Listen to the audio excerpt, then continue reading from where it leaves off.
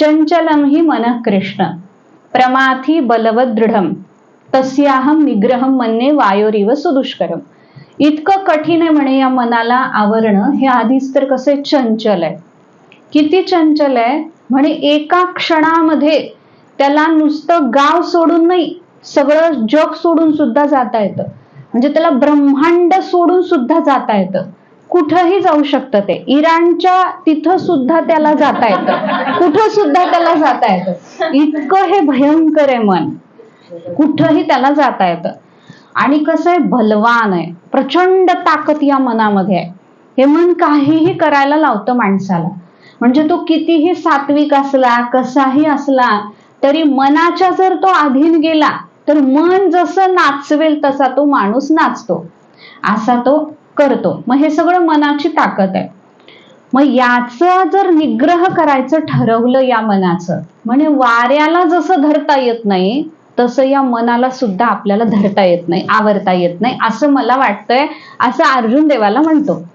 आणि त्याचं उत्तर देताना भगवंताने सांगितलं, असंशयम महाबाहो. अर्जुना, खरंच म्हणे तू महाबाहू आहेस अर्जुना, पण मी तुला सांगतो अर्जुना, खरंच तू म्हणतो ते असंशय म्हणजे निश्चित खरंय.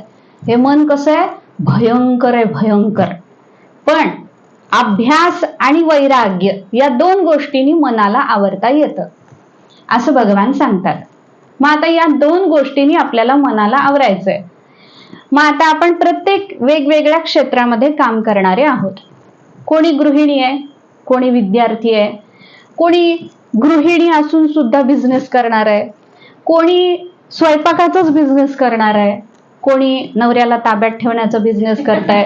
म्हणजे प्रत्येकाचे एक एक एक एक बिझनेस आपले आहेत. मग आपल्या आपल्या बिझनेसमध्ये आपल्याला प्रावीण्य मिळवायचं असेल, किंवा आपल्याला सगळ्यांना ज्या अर्थी आपण सत्संगाला आलेलो आहोत त्या अर्थी आपलं एक ध्येय आहे. आपल्याला काहीतरी वेगळं करायचंय. जे सगळे करतायत ते आपल्याला करायचं नाहीये, म्हणून आपण सत्संगाला आलेलो आहोत. की बाकीचे जे सगळे लोक करतायत, काय करतायत, आहार निद्रा एवढंच त्यांचं काम चालू आहे. हे आपण केलेलं आहे, आपण ते केलेलं नाही असं नाही, पण तेवढंच करून आपल्याला मरायचं नाहीये, म्हणून आपण सत्संगाचा मार्ग निवडलेला आहे. मग जर आपण सत्संगाचा मार्ग निवडलेला आहे तर त्या अर्थी आपल्याला असं काहीतरी मिळवायचंय जे त्यांच्यापासून विलक्षण आहे. मग त्यांच्यापासून काय विलक्षण आपल्याला मिळवायचंय, तर त्यांनी जे मिळवलेलं नाहीये असं परमात्म तत्व आपल्याला मिळवायचं, जेणेकरून आपला पारमार्थिक विकास झाला पाहिजे, आध्यात्मिक विकास झाला पाहिजे. आणि तो आध्यात्मिक विकास आपल्याला का करायचा आहे, एक म्हणजे आपल्या मनालाही शांती मिळाली पाहिजे, समाधान मिळालं पाहिजे, आणि भगवंताचा संतोष झाला पाहिजे, भगवान सुद्धा आनंदित झाले पाहिजे. मग आता आपल्या सगळ्यांना असं वाटतं की आपण परमार्थ करावा, पण आपला तो परमार्थ जसा पाहिजे तसा होत नाही. मग का होत नाही, तर त्याच्यासाठी आज आपण चर्चा करायची आहे की एखादं ध्येय, एखादं स्वप्न, किंवा एखादी दिशा, एखादा मार्ग, किंवा परमात्म प्राप्ती किंवा अध्यात्माची एखादी भूमिका आपल्याला गाठायची आहे, पण ती आपण गाठू शकत नाही, तर त्याच्यामध्ये आपल्याला काही अडथळे येतात. म्हणून परमार्थामध्ये काही साधक गोष्टी असतात आणि काही बाधक गोष्टी असतात. साधक गोष्टी म्हणजे काय आहेत, ज्या आपल्याला करायच्या आहेत, आणि बाधक गोष्टी म्हणजे काय आहेत, ज्या आपल्याला टाळायच्या आहेत.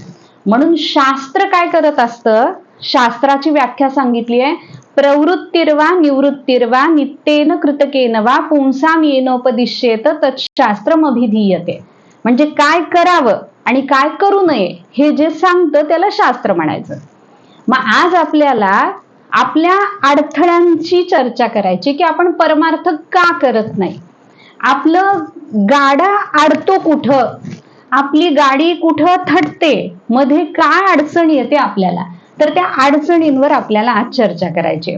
बघा, आपण परमार्थ करायचं ठरवतो, पण पहिल्यांदा विचार काय करतो, आता काय करायचं की मुलीचं लग्न झालं की नाही, माळ जे हातात घ्यायची ते परत सोडायचीच नाही. मग मुलीचं लग्न होतं. झाल्यानंतर काय होतं, मग ती येती जाती काय असते ना, ती येती जाती झाली की मग जी माळ हातात करायची घ्यायची की परत सोडायचीच नाही असं ठरवतो. मग ती येती जाती घेती सगळं होतं. मग पुन्हा येतं बाळंतपण. मग काय म्हणायचं, बाळंतपण झालं, आपलं काय त्याच्या नातवाशी काही संबंध नाही, त्यांचं त्यांनी बघून घेतील, आपल्याला काय करायचंय, आपलं आपलं काम झालेलं आहे.